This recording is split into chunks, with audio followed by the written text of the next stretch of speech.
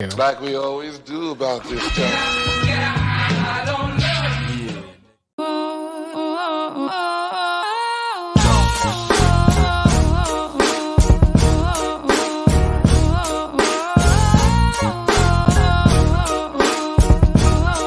Check. I often wonder Detroit, man, wild card. We wonder all the time.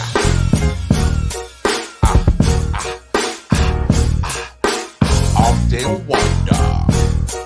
Hey, but I don't.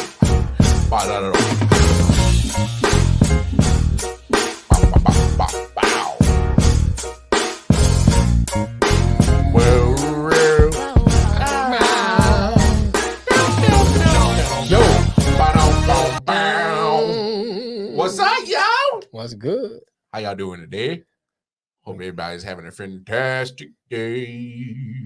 It's your boy Wildcard Mar in the building, Detroit Mel. What up, though? Welcome to another episode of the I Often Wonder podcast. Right. Your favorite podcast.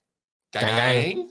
Let's get all the preliminary stuff out the way before we start cutting up at the food. Y'all going over to the website, www.ioftenwonder19.com. That is a website where you can get every last piece of information where we are located, social network.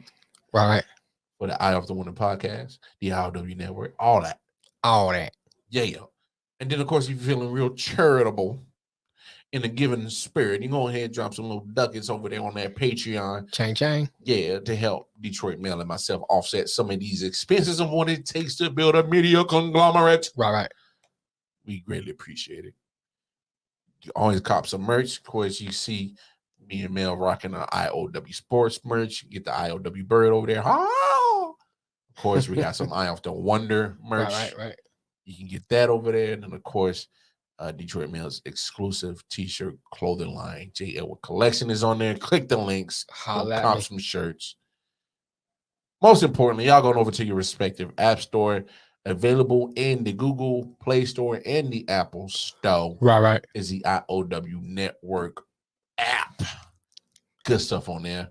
A lot of great podcasts from Air Paradoxica. Got White Vault on there. Right. Dirty Hills. LJ Presents, of course. I Often Wonder is on there. And our other podcasts, our sports podcast. Right. IOW Sports is on there.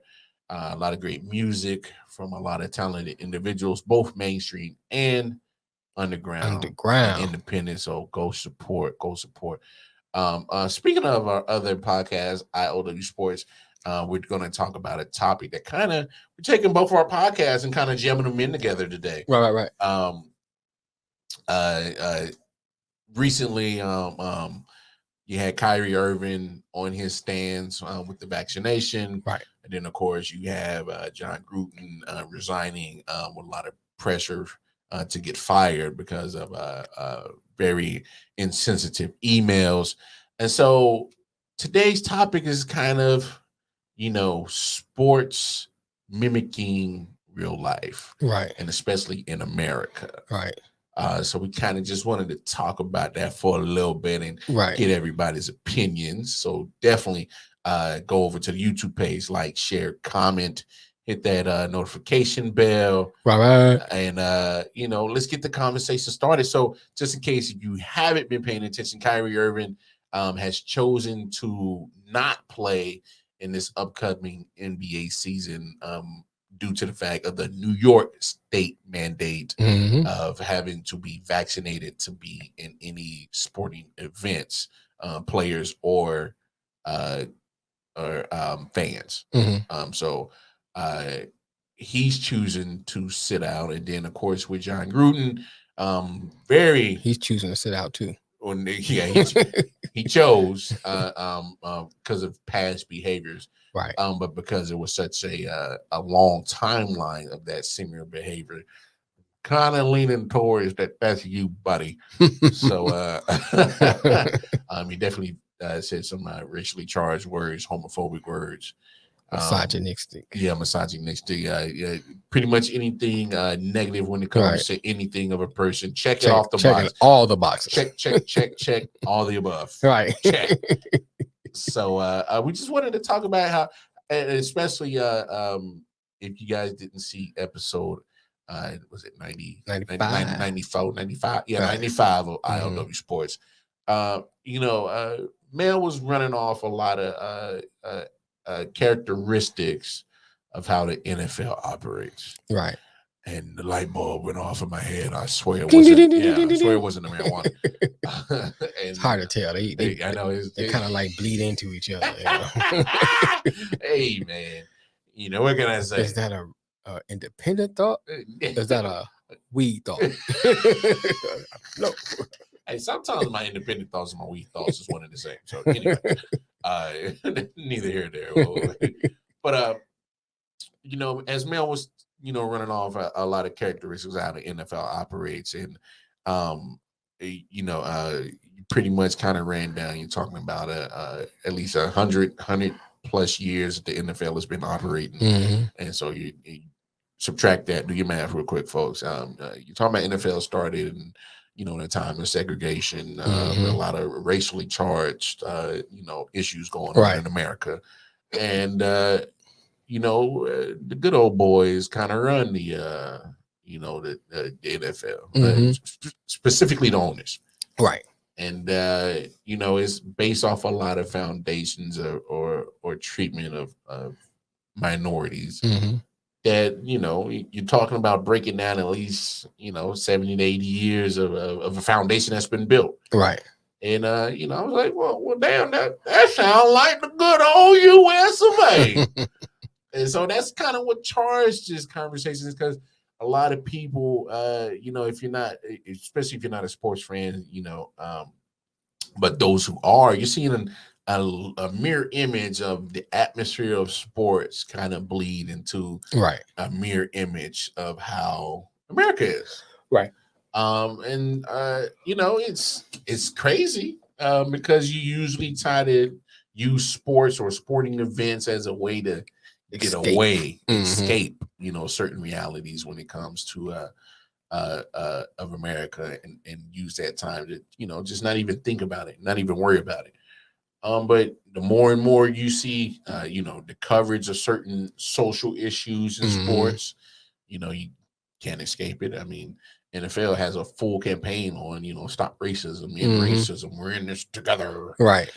And that's are they saying in racism, they calling you a nigga behind your back? I.e. Group emails. emails. Right. I'm telling you. I mean, it's like sports in general. Professional sport is a microcosm of the United States. Yeah. You dealing with, like Lamar said earlier, this good old boy state of mind that's been established for at least 100 years. Yeah.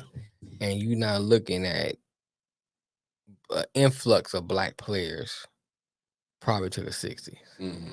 That's right smack dab of civil rights. Jim Crow. So all that. So you're looking at it's 19, in the 60s, you got civil rights movement like off and running. And you starting to see integrating of black players into the NFL.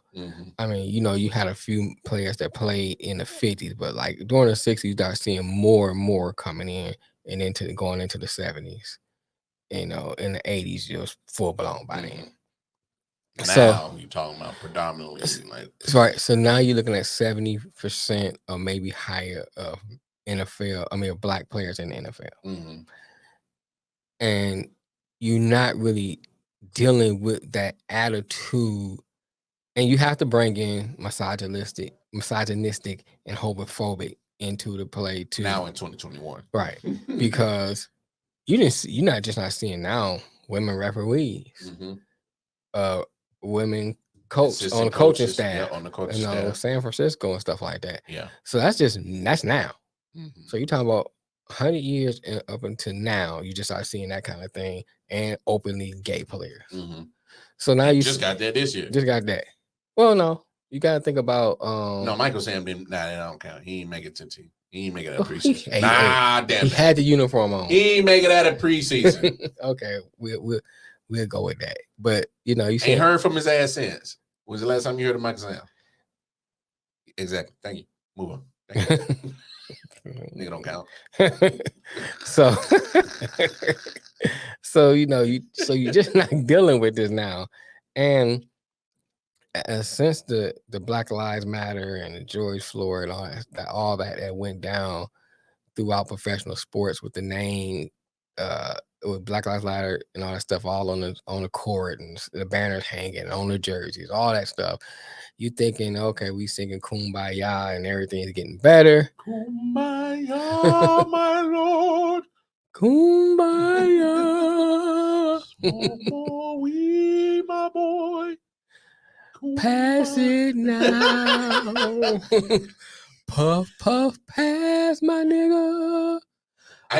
Puff, pass. I know we're joking about weed, but you can throw weed in there. Yeah, you can throw weed throw in marijuana. Yeah. The stigma that comes with marijuana and most professional leagues are starting to be more lenient and less testing. Well, NBA's not testing for it no more. Right. So in my eyes, and the science illegal. behind that has been available for at least 5 years. No, but I'm talking about as far as like talking about how the deal with PTSD, the deal with the pain, the deal with I guess not PTSD. I guess you can say PTSD. CTE. I was thinking about CTE, but depression, the anxiety, all that stuff. You know, the science behind how the cannabinoid plant itself can help with that because there is a whole lot of components to that plant.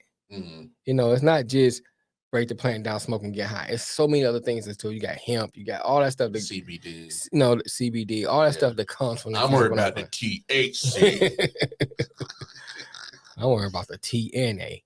But anyway, wrong plant for that. Wrong plant. Yeah. You need something with legs, breast, and a pulse. Yeah. Necessarily have to have a pulse. Well, it got to be a heavy pulse. Please edit that. Is she breathing? Good to go. Golly. But I digress.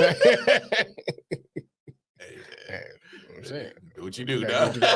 Sometimes you gotta get it in when you can. All I know I'm a busy man. Is if I see you finally, if you get a damn funeral job, I know all that's good. Broken. I'm like, nigga. Oh, you working in the cemetery? Yeah, I'm like, it's good to go. I'm all these prospects. I'm like, do y'all know who you hired?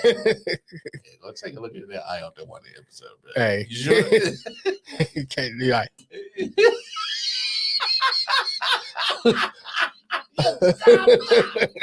I'll get ready to a bomber. No. Get back on topic. This how I bomb. No, sir. Get back on topic. Because you was wild right now. But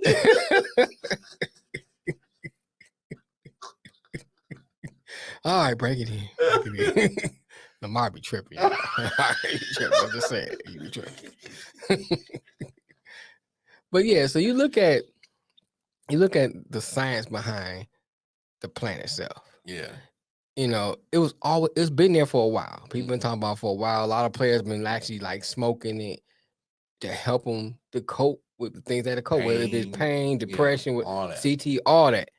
And now they just not getting to the point where they actually not testing for it and stuff like that, trying to drop some of the stigma. So I'm saying all to say, you thinking things getting better. Progression. It's progressing, you know. And then you see these emails by John Gruden, who's supposed to be a leader in your locker room. And somebody said, well, what did he say about what's his name? Norris Smith. What's his name? Who? The NFL PA guy. Oh, DeMaurice Smith? DeMaurice Smith, right. What did he say about DeMaurice Smith? Well, that was 2011, 2010. Now, 2018, they get more emails. He's saying misogynistic stuff. He's saying homophobic stuff. So that's a pattern. So now we like, well, dang, nothing changed. it's still the same. Mm-hmm. And so now it's you look, then since we're talking about that being a microcosm of America, it's the same thing. We start seeing George Floyd, we start seeing Ahmaud Arbery, and the list goes on. And and it's bad when it's not an exhausted list. You could just keep rolling off, and somebody brings up, oh yeah, I forgot about that. Oh, I forgot. That's bad, and you thinking things getting better than you see those things. Mm-hmm. So as people in this country, it's one of those things that is really hard to deal with. And I'll street out along to Randy Moss and his comments.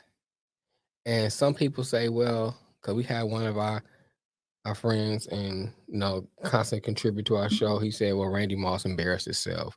And so my point was raised on this. You don't know how tragedy affects someone. And Randy Moss talked about how, growing up in West Virginia, he dealt with systemic racism. He dealt with a lot of things, growing up in West Virginia, his college career.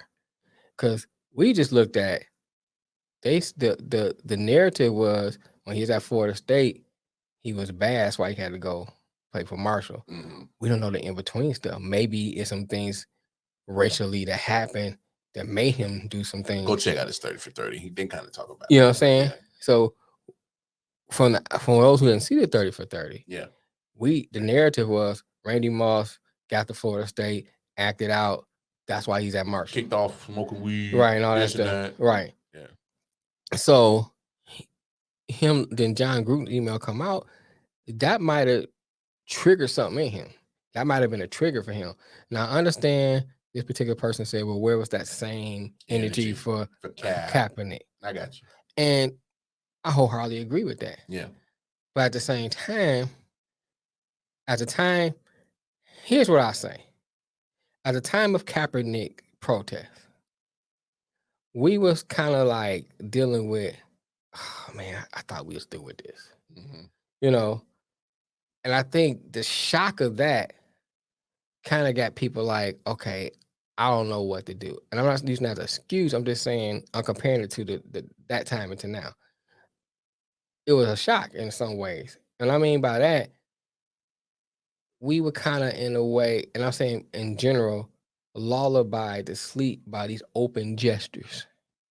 Like, oh, well, look, they hanging symbolic gestures. Yeah, hey, they doing this and they doing that. So things are getting better. We're progressing. And then now you seeing this stuff coming out more and more. It's like, wow. Sometimes you get deflated. Mm-hmm. Now we on the other side of that. Now we like, okay, we alert. And then now here comes the John Gruden thing, and I might have been like, all right, man, come on. Yeah. I'm through.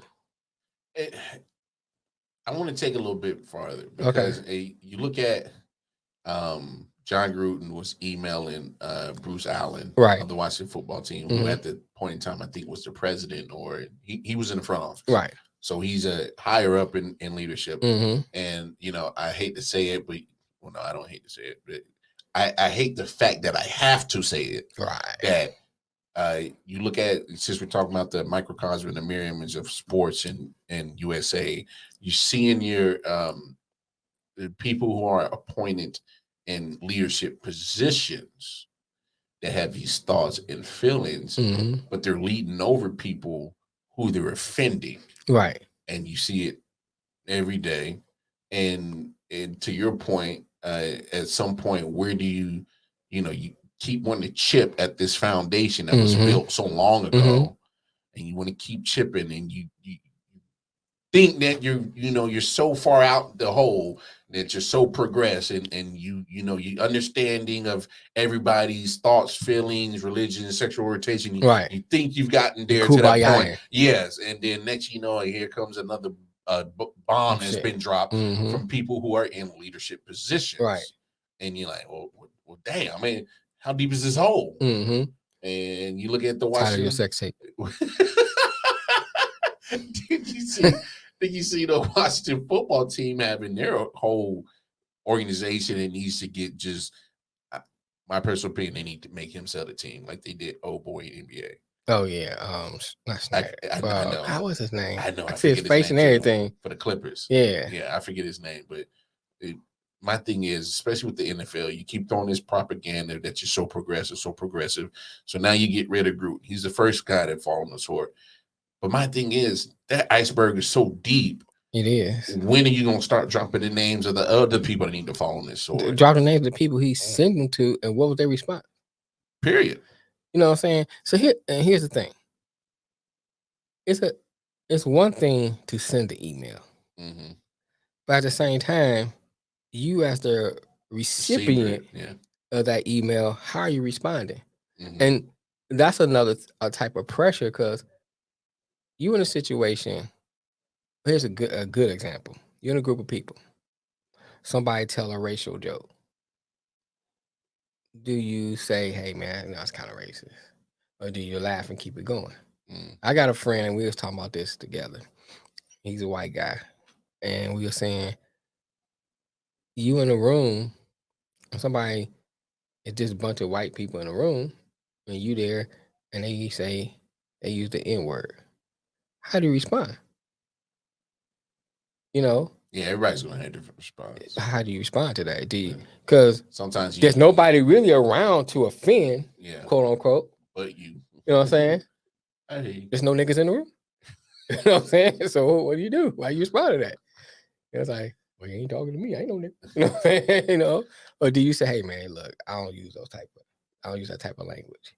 And I think, and I raised that point because I think that's one way of combating that. Because you giving that person a type of, that's a word I'm looking for. Leeway. Not leeway, but we can go with that. Power to be able to use that word. Or they're comfortable now. I can use that. I mean, you know, nobody's saying nothing to me. It creates a culture. It goes back to the point where and now you're comfortable with it. And now you John Gruden typing emails because I can send that to my man. Yeah. Nobody's checking me. You know. Which goes back to my earlier point in our other show. They behave like that because people have let them behave that way. That. Right. And until and this is, you know, one thing I ask of people who aren't black. If you're going to be an ally, first understand where we're coming from, and then two, if you are 100% committed to being part of the change, is to be able to correct certain behavior when we're not around. You know, I'm just talking about just changing behavior, period. Because if the shoe was on the other foot and they were saying it to you, you would want somebody to stick up for you. Let's take it a step further. Okay. We're men. So that means I'm talking about white men, black men, whatever. We're in the room. What about misogynistic comments? Because now you're right. When Nick was on the show, we talked about locker room talk. Yeah. And you know, it's good. You see pictures, images, or even a nice girl come past. Yeah. And you start saying, man, look at that, such and such. And most time we don't say nothing. It might be a nice ass anyway. So. I get what you're saying. But we don't say nothing. That's fair. And you're right. What's the difference between that and my other comment saying a racial comment amongst a bunch of white guys about someone that's black? And you know what, man? Homophobic comments. I never thought about it. You're 100% right. You know, so we can't have it both ways. And that's what I'm saying. I never thought about it. I'm guilty of it sometimes. And that's what I'm saying. You know what I'm saying? Because like somebody saying misogynist comments. I mean, it's embedded in me. Somebody can easily take anything you said and can perceive it to fit those categories. Right. Off gate. And that's up to their perception. But you know, I saw one today. I'm sorry. I slip back in there. I go in and out. Sorry. My bad. You know what I'm saying? But no, but you bring up a legit concern. Because maybe I didn't think about that. Yeah. And the crazy thing is, maybe my misogynistic comments have lessened a lot because now I have 2 daughters, Right. so they're not as frequently as maybe 6 years ago. That's because I see things at a different view. Right. I don't want anybody. Let's just say this: if 23, 24 Mark was hollering at my daughters, run, baby, run, right. Go away, right. That's the disclosure. That's if they was 23 also. Yes, not the age they are now. Yeah. It's not R. Kelly. No peeing on nobody. But there's nothing. Right. But no, I never thought of it that way. Yeah. I didn't think, being in the circle with my homies, we looking at pictures or like you said, a beautiful woman walk by. I didn't think of that. Right. And it goes beyond the cat call. Yeah. Because when I first started really getting heavy into church, and I remember they used to start talking about, when you first quote unquote become saved, it's easy to get rid of the outward stuff, and I'm gonna say this as a disclaimer. Depends on what type of denomination you come from, what they consider saved or what they consider being holy. Because some people don't consider. Some people say smoking is bad. Some people say I couldn't be in that religion. Well, I'm just saying some people say it's no problem with smoking. But so I'm just giving that disclaimer before I go down the list. Yeah, I'm a smoke. Right. So some will say, okay, it pissed me off at work. It's easy, right? It's easy to get rid of the smoking, the drinking. Yeah. Whatever your particular denomination say is an outward surface stuff. But when you got to deal with that stuff that's deep in the inside, and that's when you have the real battle. So it's the same thing when you're dealing with stuff that we culturally do as men. Yes. Because we have a culture amongst ourselves. Yeah, and we do. And when you're dealing with that inward, embedded, and deep down stuff that you just kind of grew up with, and you got to really confront that and become an ally for people outside of your culture, like women and homosexual, that type of stuff. Because we can say, yeah, man, I'm an ally for the LGBT community. I'm an ally for women. I like bitches. Yeah, right. You know what I'm saying? I'm an ally. I'm a feminist. I like hoes. You know what I'm saying? But these are jokes. But yeah, they jokes. You know what I'm saying? Please don't take it serious. Don't take it serious. We got to make it light sometime too. But it's easy to say I'm an ally, and you can stop saying certain things, doing certain things, or even honestly, when I was young, I wouldn't even be around gay people. So it took growing for me. Of course. And so it's easy to embrace one, talk to them, all that stuff. But what about those comments that you say when you're amongst the heterosexual people? What about those comments you do when you're around men talking about females? And what do we say about Serena all the time? Yeah. You know what I'm saying? Before we only reason why before we even talk about her, I'm in and out too. You know what I'm saying? My bad. You know what I'm saying? Before we talk about, it's hard, y'all. Wait a minute, what? No, sir. No. Is that easy? No, it's hard. Like it's hard not to go in and saying, out. Nigga. Chill out. Wait a minute, hard in and out. What are you talking about here, sir? Can I get my comment out for you to talk about? You know what I'm saying? Hey. No, but anyway, what we say before we talk about her skill, her performance on the tennis court, we talk about her physical features. Yeah, you're right. And Naomi Osaka, nice looking woman. Before we start talking about even some of the stuff she done, we talk about her physical. And so that's something we have to get away from. Here's another thing. We talk about the WWF, the WNBA. We always talk about they look like men. We always talk about their physical feature. Before you actually look, you know what I'm saying? And I'm not saying all y'all look like men. No, I'm just using that as an example of what has been said. Some of them ball players. Oh. See, Trey? we slipping. Oh, Trey, yeah. My bad. Sorry. Yeah, we slipping again. But for real. No, but I you know what I'm saying? We talk about their physical feature, we talk about their play on the court. Yeah. Their physical feature, how they look should not even matter when we talk, especially doing a sports commentating thing. You know, even the fact that they don't dunk. So what? Yeah. They are athletes. Yeah. And athletes is not a gender specific title. No, it isn't. You know, athletes speak to what you do versus who you are. You know, which leads me to our next part of this discussion real quick before we get off on the whole Kyrie Irving situation, right? Because he is taking his liberties to be Kyrie Irving and not Kyrie Irving, the point guard for the Brooklyn Nets. And you know, man, he's going through hell right now through the media. A lot of people get with a lot of negative comments, right? And it goes Stephen A. Smith, we're looking at you. It goes to the bigger conversation of the, you know, whether you're vax, unvax, and and you know the nastiness and the negativity that comes with people who, you know, are on whatever side they're on and they're pointing the finger at the other side, right? Instead of trying to, that's what America become. Understand what they're saying on the other side. And you're right. It's the biggest microcosm of and it's like the way that America is right now, and I'm not a conspiracy theorist, but it feels like because controversy and drama makes money now. And I swear, like, our government does any and everything to draw a line right down the middle and say which side are you going to fall on. Right.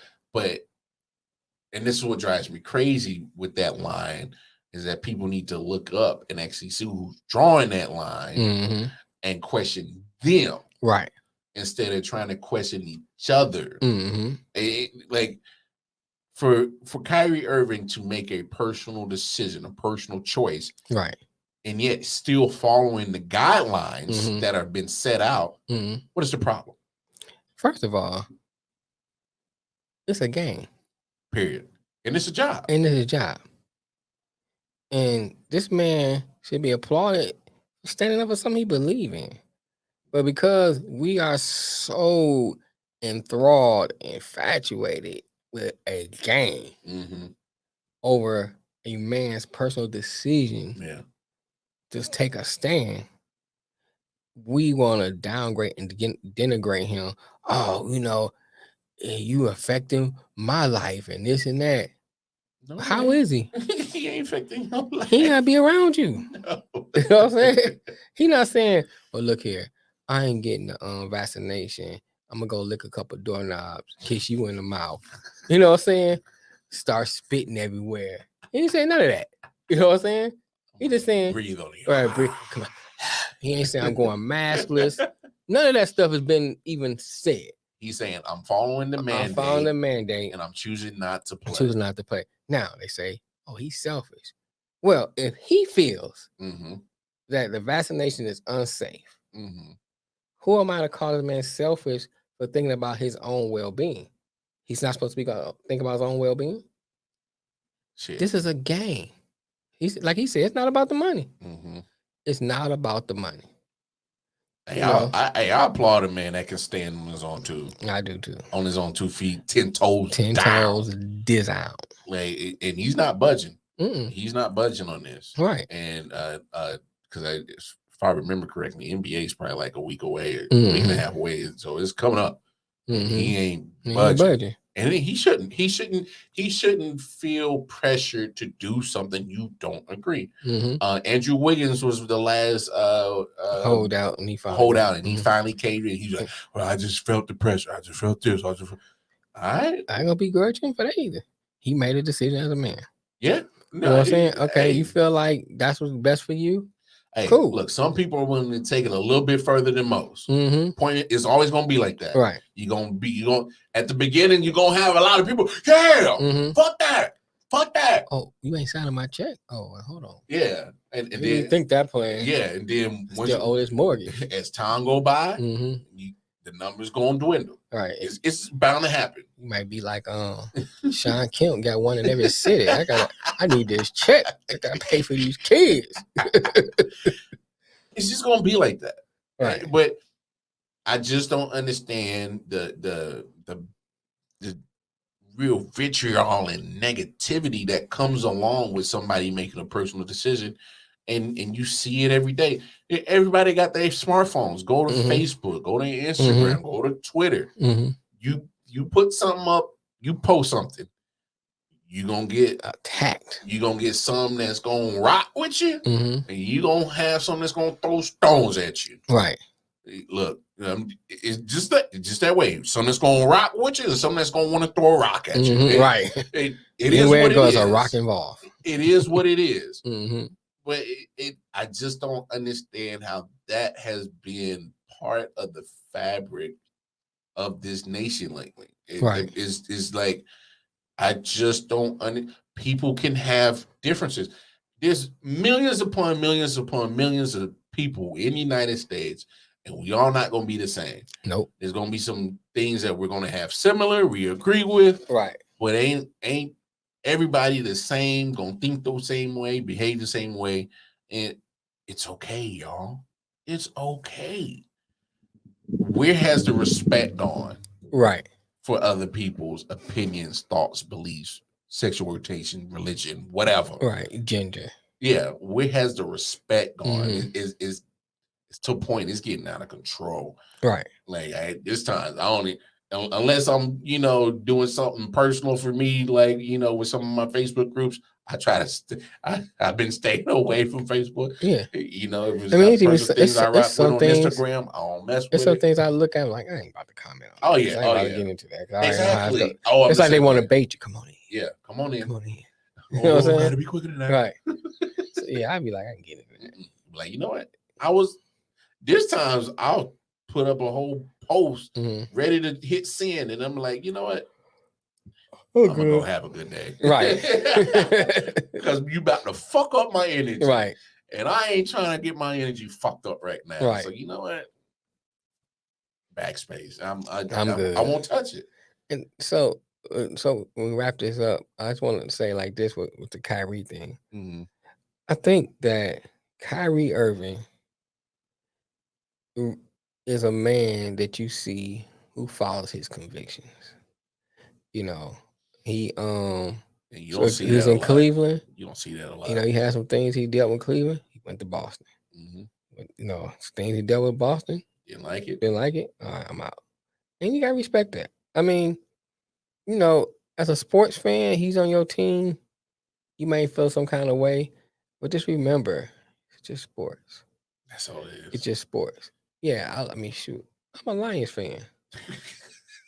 You know what I'm saying? Ain't not a lot of good. Ain't a lot of good stuff to say about them. I like they helmet. I like your jersey. I like your helmet. You know what I'm saying? Nice shade of blue. Right? Barry Sanders. You know what I'm saying? Calvin Johnson. Okay. Yeah, there ain't much to say. But and so you have to learn how to separate. I can be like boo-hooing and oh man, the Lions lost again, and it's just a game. And I joke a lot about Ohio State. Can't stand Ohio State. But there's some people that take it like Chris Spielman's father, for example. He said he wouldn't, because Spielman's supposed to play for Michigan. And he said, you play for Michigan, I disown you. You know what I'm saying? Come on, man. It's just a game. It ain't that deep. It ain't that deep. I got a guy at my job. He Ohio State fan. We joke around each other. But when it comes down to it, I like the guy. Nice guy. Cool guy. Yeah. You don't let it affect. I don't let it affect personal stuff because I realize it's just a game. So going back to Kyrie, man, it's just a game, bro. Just a game. As long as he ain't doing anything that is going to affect your life, why worry about it? Your Stephen A. Smith's out there talking about they couldn't trade him for a box of cookies and all that kind of stuff. And whatever. And attacking a man. Yeah. Leave that junk alone, man. Give your opinion. Well, you can say, well, I think he should get the vaccination, blah, blah, blah. That's your opinion. But don't make it personal. You're attacking him and, that kind of stuff. You want to be a shield for the company. You want to be a company man. I ain't going to mess up. You know what I'm saying? Money. Jangle up in the crib. You know what I'm saying? You out here jangling niggas. You know what I'm saying? Come on, man. Hey. What's my man's name? What? Samuel Jackson Carey. Steven? Yeah. This nigga named Steven A. I didn't even put it You know what I'm together. saying? I didn't even put it together. All up in ESPN house. Wow. All up in ESPN house. ESPN land. You know what I'm saying? Candyland. What that nigga doing on that stag? House. Boss, That nigga on the nag. man, is that Kyrie on the nag? Boss, come on, boss. Why is Kyrie? What that nigga doing on that nag? Yo, I didn't even put it together, Yeah, yo. Steven. Bro, that's hilarious. You know, come on, Steven. I'm gonna make a meme tonight. Come on, Steven. Put Steven next to Steven. Right. There's always a Steven in every house. And we're gonna close with that. There's a Steven in every look. Jesus had 12 disciples. One of them was a devil. Oh, Do the math. do the math. Every 12 person, there's one devil. Steven. You better hope you 11 to 10. Don't be that 12 month. You that 12th one? You better start looking at him. I think Stephen A. Smith might be the 12th one. Hey, matter of fact, I'm about to round up all my peoples. I'm like, I got 11 friends. Which one of y'all is a wicked motherfucker? Which one of y'all is a devil? New friend, please. Right. So I only keep 11 people in front of me at all times. Nah, I'm about to keep 10. Yeah. Too close to Too 12. close to 12. Too close to Sir, 12. we're not admitting any more friends. No new friends. No new friends. New friends. Right. No friends. No. Hey, Uncle Rucker said it better. Best. Don't trust them. Don't trust them new niggas over there.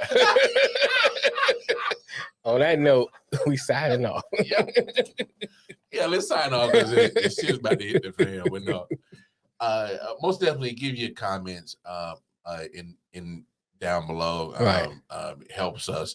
Help have great conversations. Look, we just all out here trying to live our lives, Right. And ain't nothing wrong with a little conversation. Right.